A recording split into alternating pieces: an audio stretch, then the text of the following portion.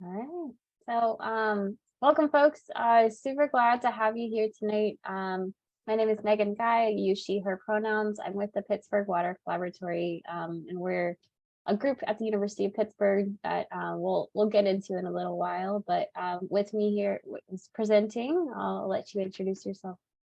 Hi, everyone. My name is Chavesha Cheney, and I am the Advocacy and Health Policy Manager at Women for a Healthy Environment. And thank you all for joining us today. We're excited to be presenting this report to you, and we hope that you enjoy it and share it with folks in your network. But yeah, so I'll kick it off for us, Megan. We're recording, right? Yes, we are. Okay, cool. So today we'll be discussing measuring and upgrading drinking water quality, affordability, and transparency practices in Allegheny County.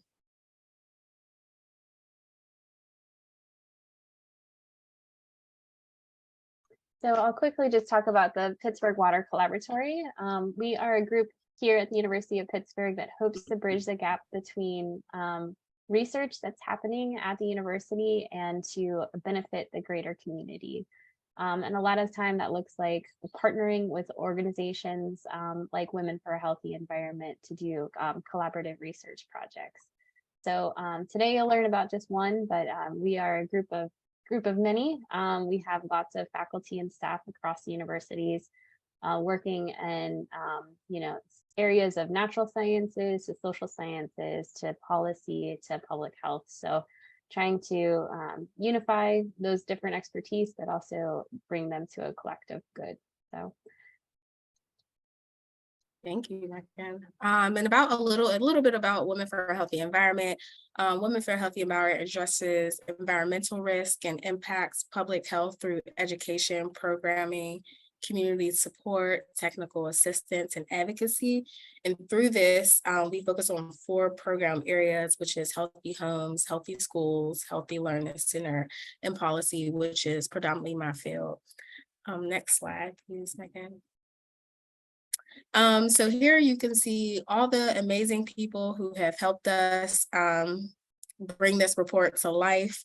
People from all different backgrounds, academia. You have the people from the University of Pittsburgh, and then you can see those other folks highlighted under Women for a Healthy Environment. Without these amazing folks, I don't know if we would have ever got this finished or done, but we're happy that we were able to have people from very broad expertise fields bring this together. And so a little bit of history about this project. In June 2021, the Pittsburgh Water Collaboratory received Pitt Momentum Funds teaming grant to create a transdisciplinary team at the University of Pittsburgh. In April, you can go to the next slide, Megan. In April 2021, we published something in a water report that came out of the Flint water crisis in 2014. And after it was notified that there was lead found in Pittsburgh's water. And so we created something in the water report, and the report pretty much provided recommendations to ratepayers, community water systems. One of the 8 water systems recommended ultimately urgent Allegheny County water system and ratepayers and public health entities to collaborate. Allowing collaboration would help sustain solutions and increase water system capacity and transparency while protecting the quality and affordability of community drinking water. And so this report came out in 2021. You can move on to the next slide. In June 2021, also Pittsburgh Water Collaboratory, as I mentioned, received funds. And then in September 2021, that's when the partnership between the groups merged, and we created this fabulous report that we are all presenting to you today. And then also in November, the groups had began reaching out to the Allegheny County water systems and began doing extensive research, also which you will find in a report as we go through this presentation. And then in September 2022, we finalized the the report cards that we created and that you'll see in this presentation. And then July 2023, we released this report. So again, we're phonetic that this report has now been finalized and we get to share it with the world and talk about it. So Megan, you could go to the next slide for me. So just like there are municipal jurisdictions, it works the same way with water systems. Each water system provides different services to the area, big and small. And so here is just maps showing you what that looks like. Just like townships and cities, water systems have similar boundaries and jurisdictions. And so we just wanted to display that map for you. Also, these maps can be found at Allegheny County's website with more detail if you're looking for more detail.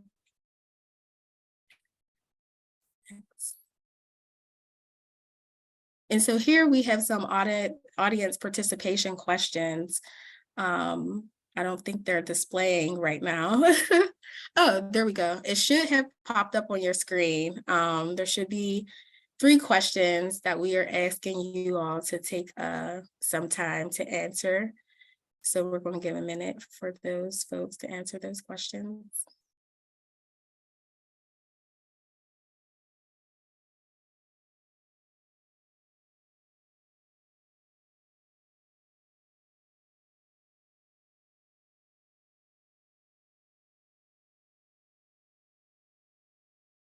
Yeah, some mixed reviews. This is good. All right, so it looks like we have everyone who has answered those questions.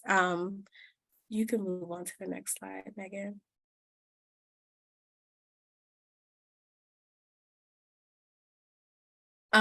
So some differences between the water systems.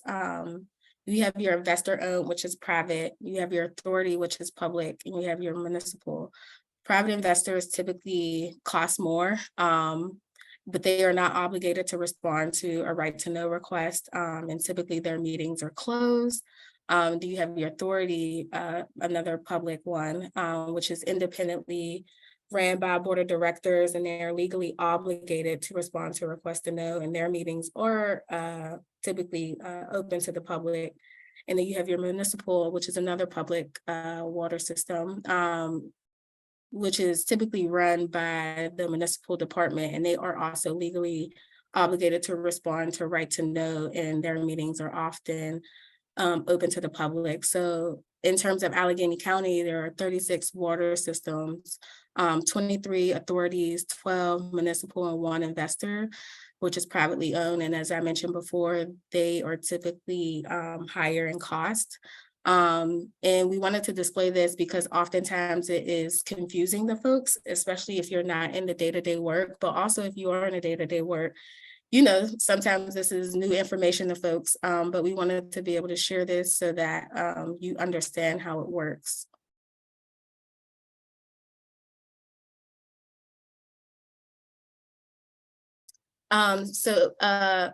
I briefly touched on something in the water report earlier, but just a little bit more highlighted points from the report.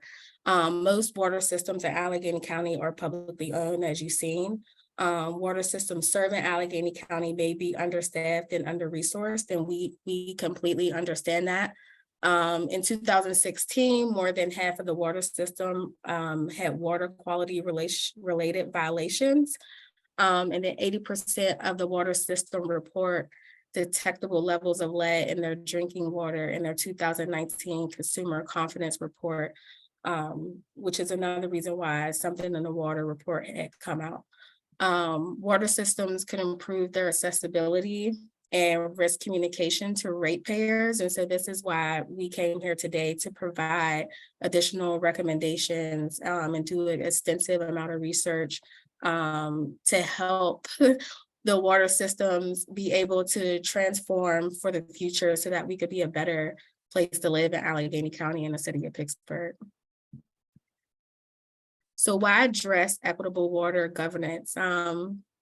As you all know, Pittsburgh calls itself the most livable city, but other human rights equities exist. As you all remember, the report had come out, and there's a lot of things that Pittsburgh is working on, like many cities. But in order to make that happen, we have to be transparent and we have to be willing and open to change.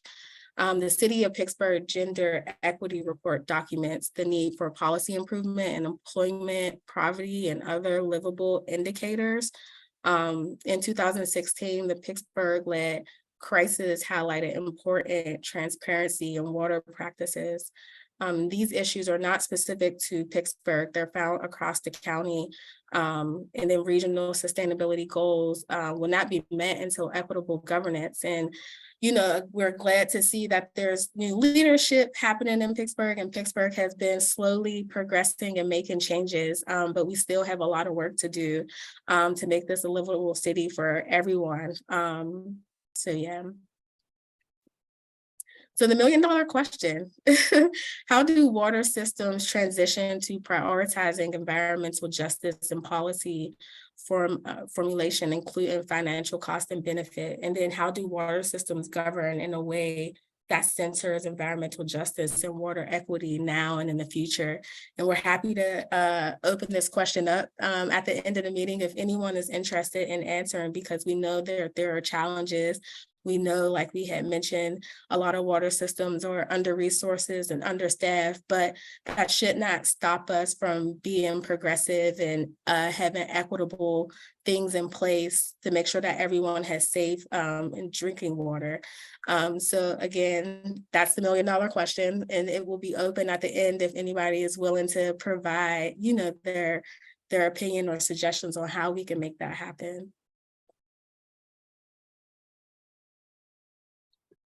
All right, so one of the ways that we went about trying to answer those questions like with our group, was to how can we do this across the board in an objective and systematic way across all the water systems in the county.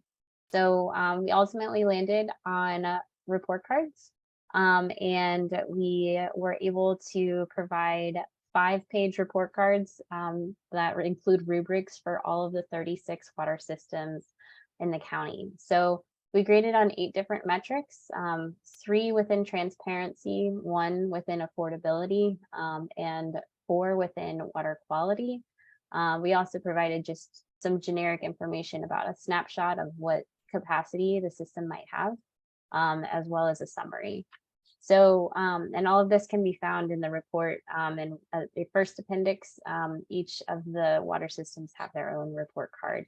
But ultimately, we landed on this because this is a way to A, document where we are, and B, provide steps for progress forward, and something tangible that like perhaps systems can adopt practices to help address some of the inequities. So like I said, there are accompanying, oops, go back. Oh, never mind. The rubrics, I guess, come later. So so the idea here is that we came together, assembled best practices using national and global data and literature to improve water quality, transparency, and affordability, and provide actionable strategies for the water systems to improve in these areas. So we assembled the best practices. We were able to compare the different water systems across the board on what those practices are. And our hopes is that these report cards can accelerate transformation of water systems toward more equitable governance and uniform practices across the county. So what did this look like? The process of data collection, the most important part of this. We decided to reach out to folks in a voluntary survey versus a right to know request. And there was a lot of good rationale behind that. So right to know requests are legally binding for public water systems. They have to respond to questions that individuals send through that process. However, it's not very conversational in manners a lot of the time. And so we decided to do a voluntary survey to be able to have a little back and forth between the water system operators to really get to know what practices they're providing and or provide opportunities for improving our process and improving their end as well. So we sent out these the survey to folks, and we sent a letter as well asking for folks to participate. We created a video giving us a little background of like who we are, what our objectives were, and we also tried social media pushes to get certain systems to respond as well. All in all, we had 17 systems of the 36 respond to our survey, and that's 47% across the county. Other data that was used, we recognize that this isn't, representative of everyone in the county, the full 17. However, we were able to obtain a lot of data outside of these surveys as well. So through the Something's in the Water report, there was some intensive data collection that we were able to use within this report.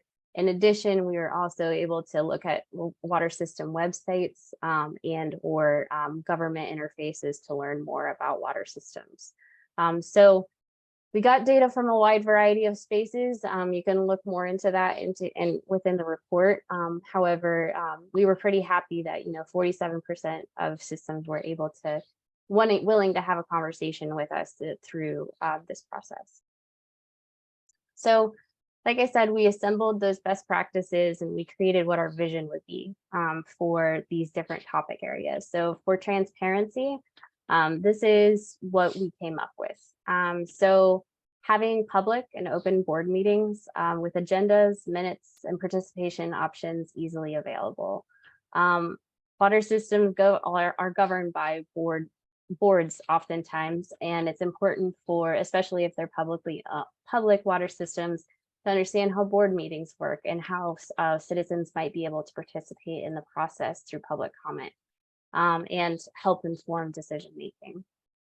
In addition to that, it's important to have ways to hear resident experiences, and community advisory committees are a great way to do this. Having opportunities for content and context experts really can help within this transparency vision.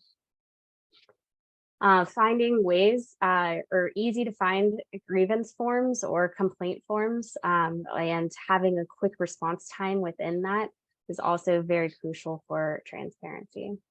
And lastly, having open and honest communication with ratepayers on projects, billing, and water quality reports, just to know what's happening.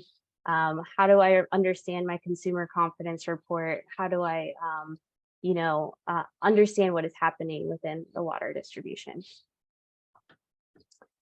For affordability, want to be clear that this is really focused on affordability protections. While we could do a whole nother study surrounding water affordability in terms of how much it costs, this one is specifically geared toward affordability protections for consumers who might be going through rough financial patches. So our vision for affordability is to, have protections in place like payment plans or grace periods or other ways of helping those with debt or going through challenges. And having a strong outreach program to ensure that ratepayers are aware that these programs exist. And removing any barriers for enrollment, including, having community relevant languages for folks within the community or having multiple ways to enroll. These are all really important parts of providing affordability protections for residents.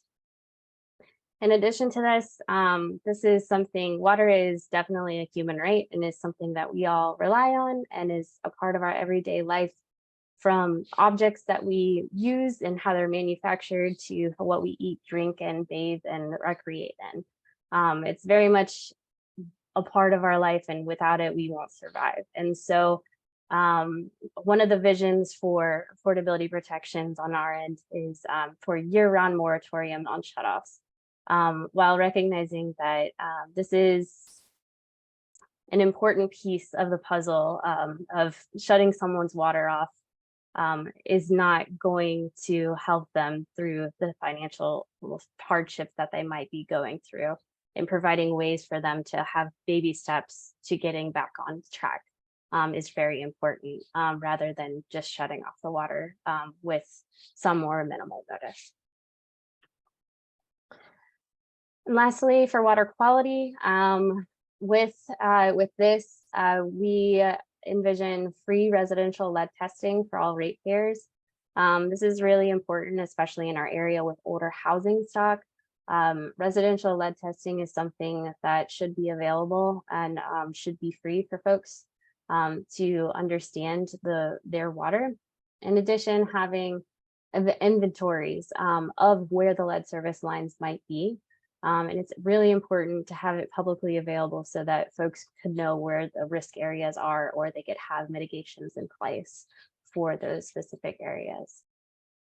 Lead service line replacements, having full replacements, meaning from the water supply line to the house, not just to the curb stop, and not doing partial replacements, as we call them, that tend to leach more lead into water and cause more health concern. So with that, it's really important to prioritize full lead service line replacements.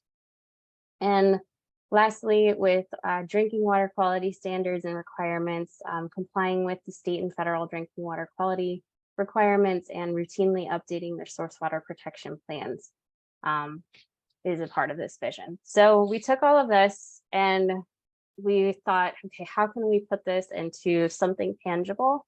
So we created, report cards to turn these visions into expectations.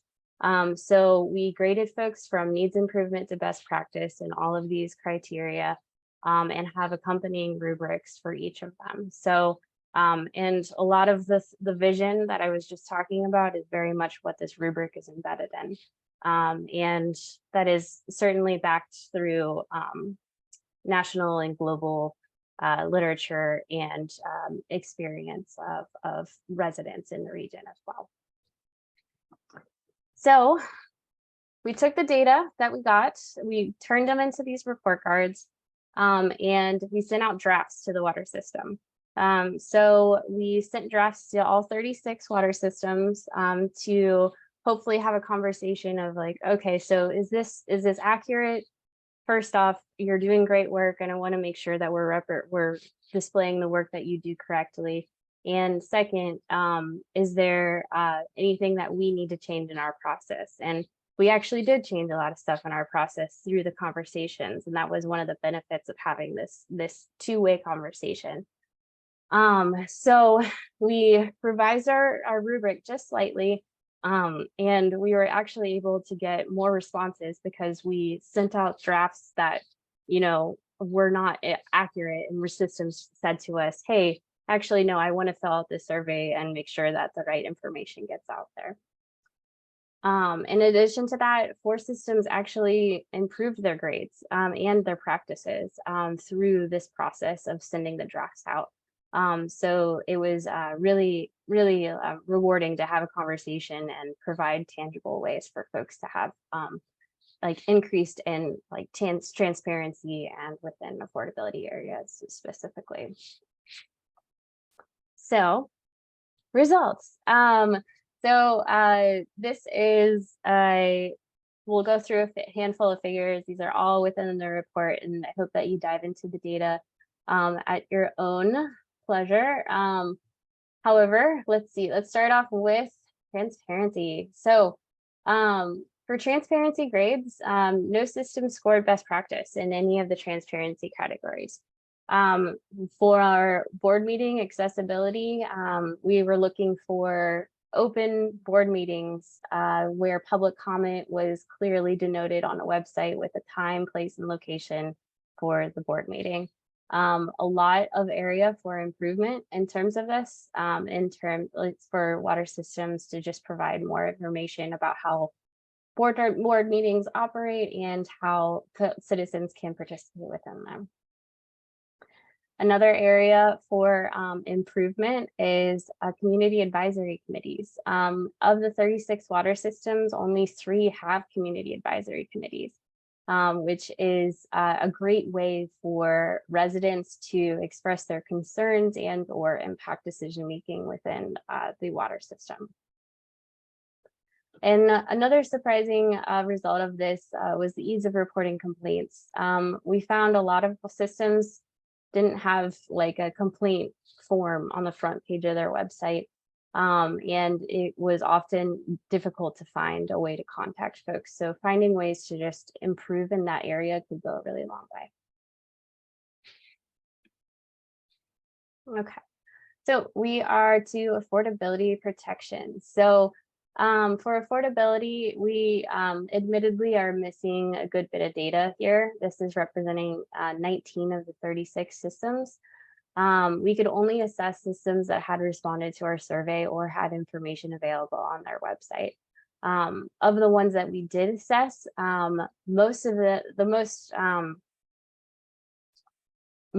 had at least one affordability protection, and most commonly it was payment plans or grace periods. However, there was one system, PWSA, who offered 8 different protections for consumers who are going through financial hardships. So that was rewarding to see, the variety of different systems and what they offered. So something important to note, we did not grade on this specifically because it is a financial hardship for the water system to implement moratorium on shutoffs. However, no system in the county does have a permanent year-round moratorium on shutoffs. There were 3 systems that had winter moratorium on shutoffs. However, no one has a permanent one, which would be the ideal practice to make sure that folks have water at all times.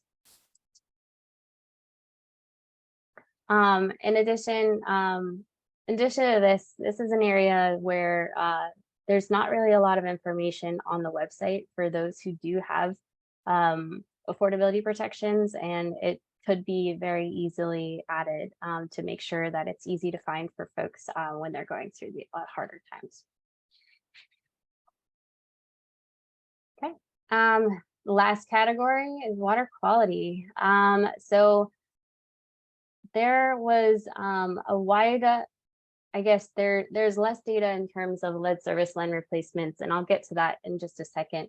However, I'll start with the lead service line inventory. This is something that water systems will be required to do in the coming year, and it's going to be a regulated thing that water systems need to do, which means that a lot of water systems are in progress of figuring out where the lead lines are within their service area. Hopefully that this will spark replacements and better grades within this area, or more replacements across the county. We see there's not very many replacements going on, and that's the reason for the low scores within this category.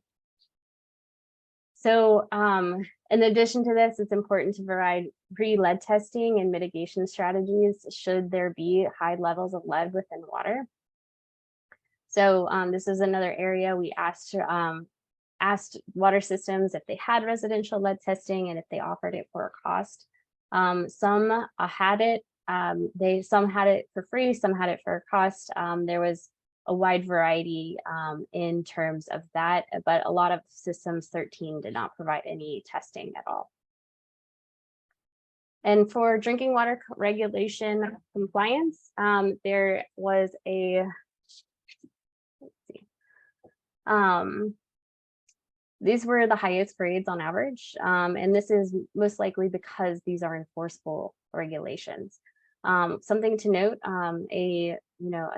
surely a really important part of this is 100% of systems have a source water protection plan in a county, meaning that the source water that the water treatment takes from has a plan in case there is some type of spill or something along the lines of that. So it's important that, there are these plans in place just in case, and protection of our source waters. And it's really important to talk about capacity of the systems, and there's a really big variation across the county. So we looked into a few different stats here: consumers per staff at the water systems, the total connections, environmental justice population served, and total population served. And this kind of gives you an idea of how big of a distribution this is. In terms of consumers per staff, we have, on the small side, on the minimum, we had 1 staff member to 147 customers or ratepayers. On the maximum side, we had 1 staff member to 1,364 ratepayers. So that's a really big difference in terms of what is available to provide, better practices for the ratepayers. In terms of total connections, you have, range from 617 to 2,000 or 210,000. In terms of total populations served, you have 1,500 to 686,000, and that's just a very wide variety of, what these different water systems across the county serve. And environmental justice population served, this is some systems serve completely 100% environmental justice population, some serve none at all. And it's important to highlight those areas, especially with regard to lead replacements and more equitable water practices. So some recommendations for the future. Funding. We are at a time where there is unprecedented funding for infrastructure at the moment. So it's really important to create structures that allow systems who cannot meet Pinvest funding requirements to take advantage of the Pinvest opportunities and the new federal funding. With funding can come more capacity, and with more capacity can be better practices. So something that could definitely improve in this area.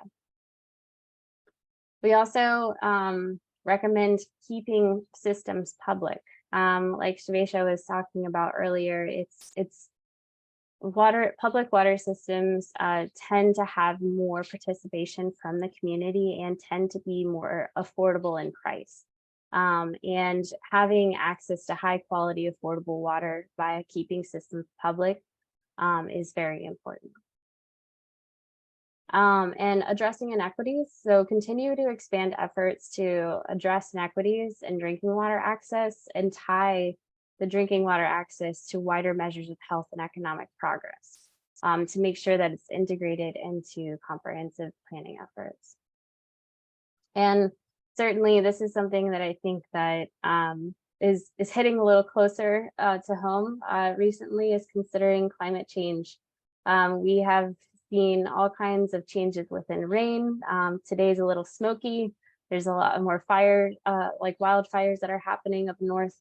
And it's important to consider this into the integration of planning and, integrate climate change scenarios into current and future planning.